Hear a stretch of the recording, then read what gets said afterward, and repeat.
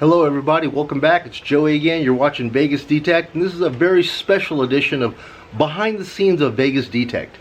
I am making this video out today, man, because a lot of people have been commenting and asking me, hey man, you know, what kind of budget do you have, man? Do you make decent money, man? What kind of detectors do you use?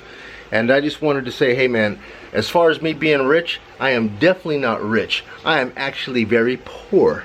So if you're poor, what does a poor detectorist's arsenal of detectors look like?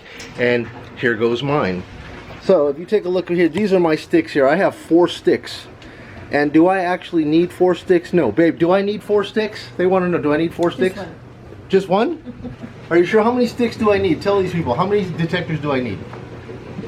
You don't need 4 of those. I don't need 4 of them. Okay. So she says I don't need 4 sticks.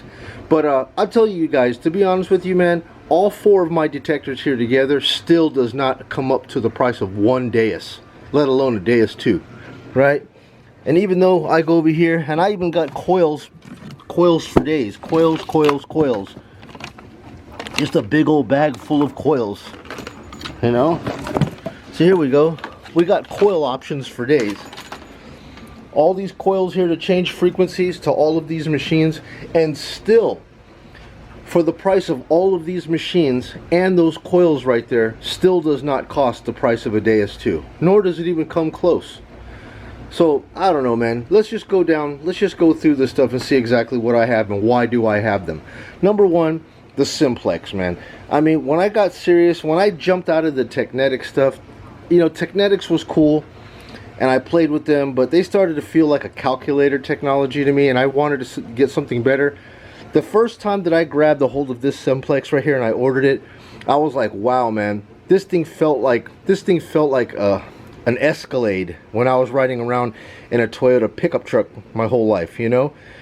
The build quality of this thing, man, is absolutely wonderful. I never had a detector with this kind of a build quality, of that collapsible shaft right there, where you could just hit these little teeny, this new design of cam locks there down below where you flip them and they completely collapse to 0. Yep, and I got the SP24 coil on there.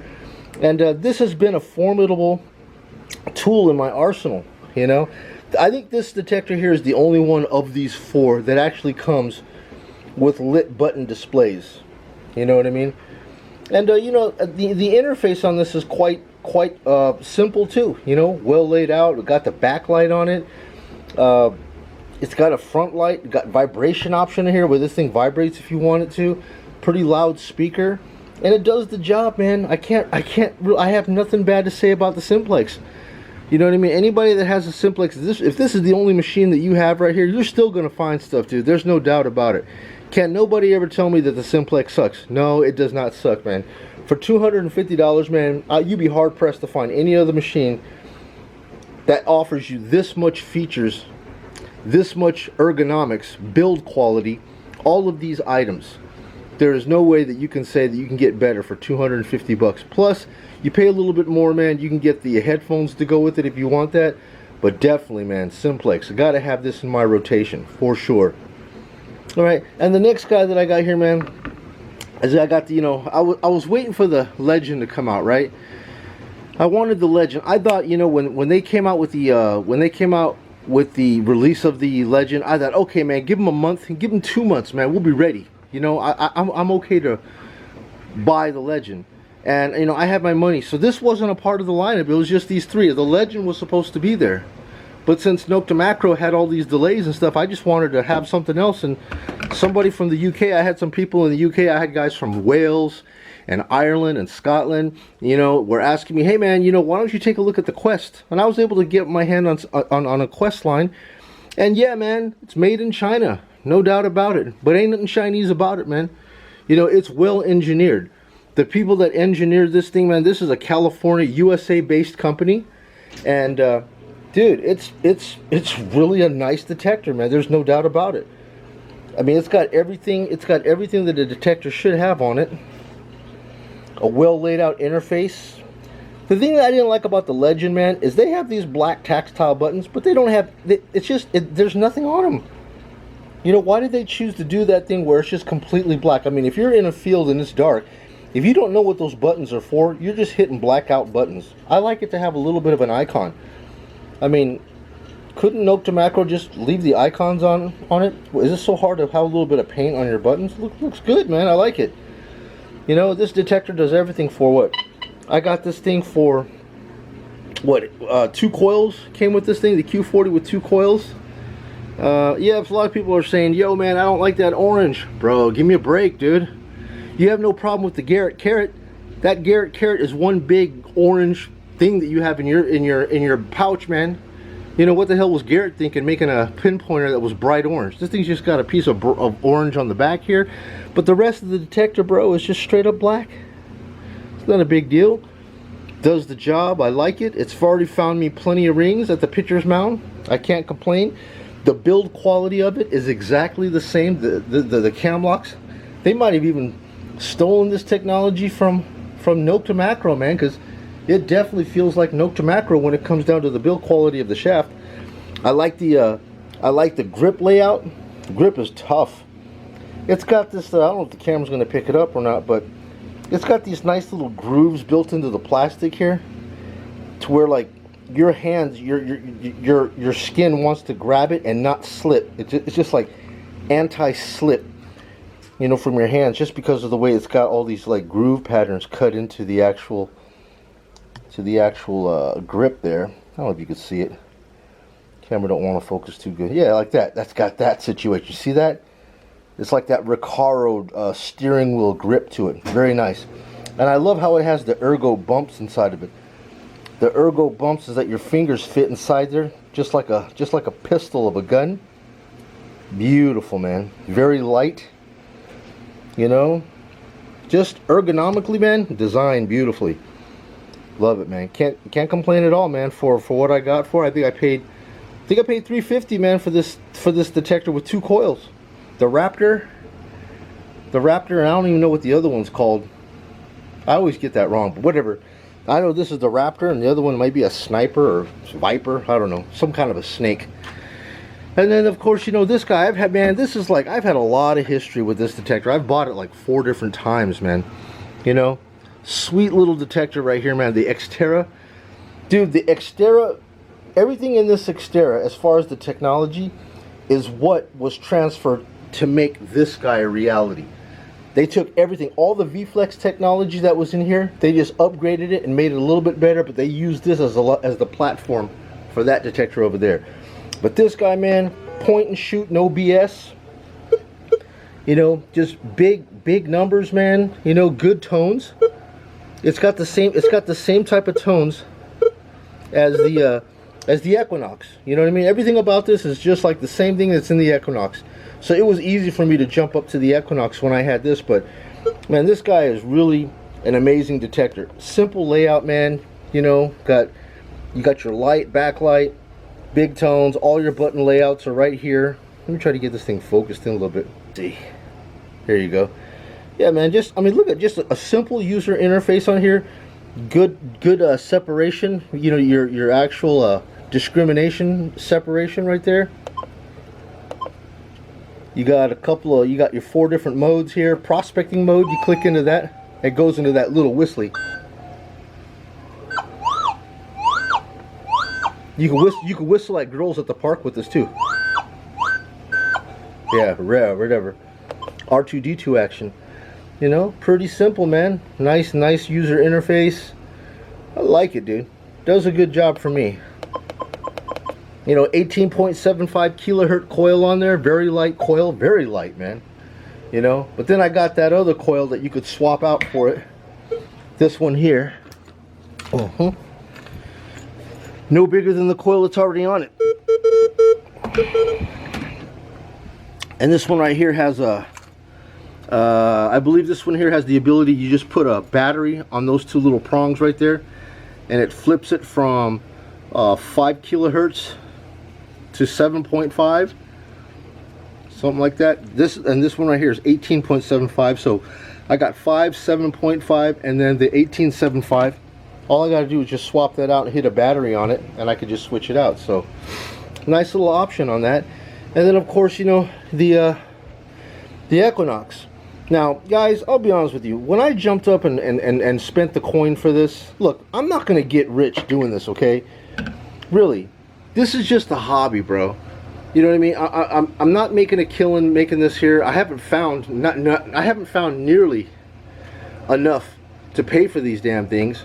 You know, I'm not going to make $1 million, you know, on metal detecting. It's just strictly a hobby, man. So you got to ask yourself, how much is too much? How far do you really need to go before you're satisfied? And do you have a fetish and some sort of a addiction to constantly buying detectors, thinking that, hey man, if I buy that detector's got more features than this detector, it's gonna find me more gold. Oh no, man, I'm gonna buy that detector because that detector is, you know, got the Kung Fu G.I. Joe with the Kung Fu grip on it, and more modes, more features, more programs. It's gonna find me more than that program. That detector's gonna find more than this because of those features, and that has double the features of this, it has double the features of that. Dude, don't get caught up in that nonsense, man. All these detectors find the same crap. They ain't gonna miss nothing, bro. If there is a piece of gold at the park that you're at, and that ring is right there, you walk over that spot with that ring, with any of these detectors, any one of these guys will find that ring. If it has to be in the ground, bro. It has to be at the park that you're at, the field that you're at, the beach that you're at. None of these guys have that mode of, okay guys, instantly generate a ring. It doesn't have that feature in it. You know what I mean? But getting over to this one right here, you know, I got this Equinox, and I'll be honest with you, Equinox is, dude, this is, you know, even though it's got the full-size coil on it, I've got the 6-inch coil situation over that little hockey puck. But man, oh man, try to go out into a big old field with that thing. Huh? Yeah, it ain't gonna be fun. Now, if you're going to be all around some trashy areas or something like that, or you're in a limited spot, that might be fun. But other than that, man, you got to have coverage, man. I got to go out there with this coil. And the coil is not very heavy, to be honest with you, so I have no problems with it. The only problem I ever had with this damn thing is the shaft wobble, which I had to, of course, I had to drill a hole in it and put this damn bolt through it. Right through there because of the shaft wobble. Right? Because you know what the problem is? You know what detents are, right? A detent are these little holes right here. The problem why it wobbles here is that Minelab created a single detent, which is that guy. Garrett had 2 of them. They had one on this side and one on this side to prevent the wobble. Minelab only made 1 of them. So this thing rocks. They should have put one on the other side. Double detents. No, they put single detent. And that's the reason why it wobbles. Hence why I had to go and put this dang bolt through the bottom of this thing right here. You like that technology there? Just run a bolt through the whole damn thing? Yep. And then the second thing is just driving down the street. I had to put this Garrett Arm Cuff on there. I ordered a black one. They sent me a yellow one, dude. I was like, man, what? I didn't order a yellow one, bro. I don't want to look like, you know, Big Bird from Sesame Street. But that's what they gave me. I had to take a Dremel and hollow this thing out a little bit because the tubing on the Minelab is slightly bigger than the tubing that came on the Garrett, but it's a 2-piece locking design here. As you can see, you can just zoom in on that. It's a 2-piece locking design, and it's got to be the right size. So I had to go in here and hollow this thing all out, and then of course that's the Minelab nut that goes on the bottom there. But I can tell you one thing, Garrett knows how to make a solid rod, man, and a solid cuff that ain't gonna break. You know, unlike the stuff that came from Minelab. Dude, all this thing did was roll over in the back seat of my car. I had this sitting in the back seat and I made a turn. It rolled over, and then when I went to the park and lifted it up, the bottom thing had busted. That's ridiculous, man. If it can't take a rollover in your car, I don't know. I don't want to get into it. A lot of people get mad when I talk about Equinox. They're like saying, oh, you're just bad-mouthing the Equinox the whole time. Well, I paid for it, man. And if it's got a shitty rod and it's got a weak arm cuff, man, I have a right to say it. I bought it. I paid for it. They're not paying me to talk about this thing. So, hey, it has its good points and it's got its weak points. I tell you, one of the good point about this thing is I just love the interface, man. The interface is sweet. Very simple, man. Just look at that interface, man. Interface is so simple, bro. you only got 7 functions you need to worry about. You know, what do you got there? Channel, ground balance. What is this here? It's going to be your actual volume, your threshold volume. How many tones do you want? Target, what is this going to be? Discrimination, and then swing speed. That's it. 7 little things. And then up here, you got this other stuff up here. You're going to go from, you know, choose what program you want to be in. Park 1, Park 2, Field 1, Field 2. Get you in focus again. Field 1, Field 2, Beach 1, Beach 2. I don't have the prospect mode that the 800 has, but in everything else, man, this thing is probably the same damn detector.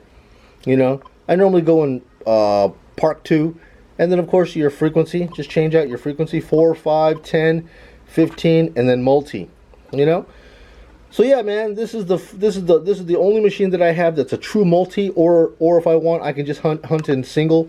If I ever hunt in single, it's normally either going to be 10, 15, or multi. That's all I ever hunt on that.